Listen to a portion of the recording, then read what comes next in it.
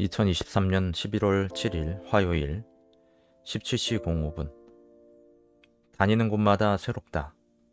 아주 어렸을 때 온 적이 있었다는 느낌은 있었다. 그래서 처음이라고 해도 좋을 것 같다. 지역마다 도서관은 나름대로 특징이 있는 것 같다. 한밭도서관은 규모도 크고 다양한 콘텐츠가 있어서 색다른 느낌이다. 이렇게 또 좋음을 느낀다. 곧 어떤 나라에 가서 도서관을 가보고 싶다. 책이 있는 그 공간 자체가 즐겁게 한다. 공부하는 사람들을 보는 것도 위안이 된다. 각자 세상에서 할 자신의 역할을 찾고 있다는 의미이기 때문이다.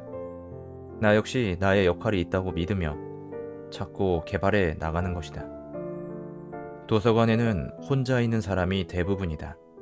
가끔 누구와 함께 와서 의지를 하기도 하지만 혼자가 대부분이며 혼자서 삶을 즐기는 방법 또는 시간을 보내기 위한 방법을 찾은 것이다.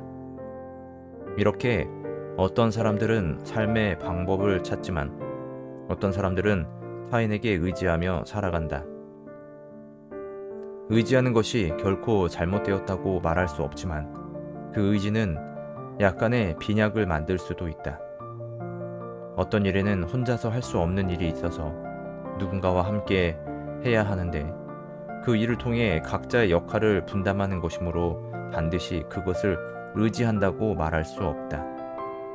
하지만 누군가가 그 역할을 하지 않거나 못하게 될 때에는 자신도 그것을 하지 못하게 되므로 의지는 성립된다. 그래서 이런 의지는 오히려 외로움을 느끼게 할 수 있다. 누군가와 함께 무엇을 할 때에는 잘 될 때도 있지만 사람의 기대나 욕심이 한계가 없으므로 갈등도 생긴다.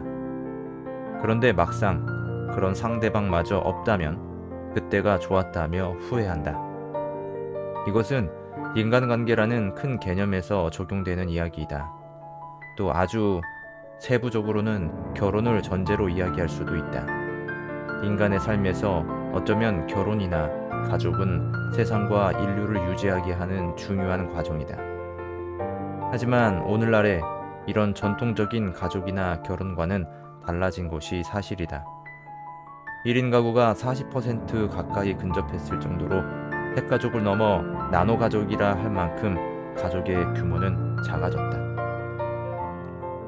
여기서 나는 외로움에 대해서 계속 이야기하려고 한다. 가령 결혼을 주장하는 사람은 그것을 권유하는 이유가 외로움 때문이라고 한다. 혼자 사는 사람에게 혼자 사는 것은 외롭기 때문에 결혼이 좋다고 주장한다. 그러나 이 주장은 완전히 틀렸다. 혼자 사는 사람은 외롭지 않기 때문에 혼자 살 수 있는 것이고 외로운 사람이 더욱 외롭지 않기 위해서 결혼한 것이다. 그래서 결혼의 이유를 규정할 수 없다. 결혼의 이유는 제각각 다르기 때문이다. 혼자 사는 사람도 어쩌면 외로움을 느낄 수 있다. 그래서 혼자서 사는 방법을 찾아서 이렇게 도서관에서 책과 함께 시간을 보내는 것일 수 있다. 결국 그 방법을 찾았으므로 외로움을 극복하고 혼자서 평생을 살 수도 있을 정도가 된다. 하지만 함께 산 사람은 상대에게만 의지하므로 상대방의 부재가 큰 외로움을 받도록 한다. 노부부의 인생을 보면 한 사람이 죽으면 이내 나머지 한 사람도 따라간다. 이것이 외로움 때문이 아니라 말할 수 있겠는가? 그래서 결혼한 사람이 외롭지 않으려면 결혼하라는 말은 거짓이고 결혼한 사람이 외롭지 않다고 하는 것도 거짓이다. 사람은 언제나 살아가기 위해서 다른 이유를 찾을 것이다. 결국 모든 것은 혼자 하는 것이니 누구에게 기대할 것도 의지할 것도 없다. 오히려 혼자 사는 연습을 해야 한다. 나는 지금껏 그렇게 했기 때문에 혼자든 둘이든 상관없어졌다.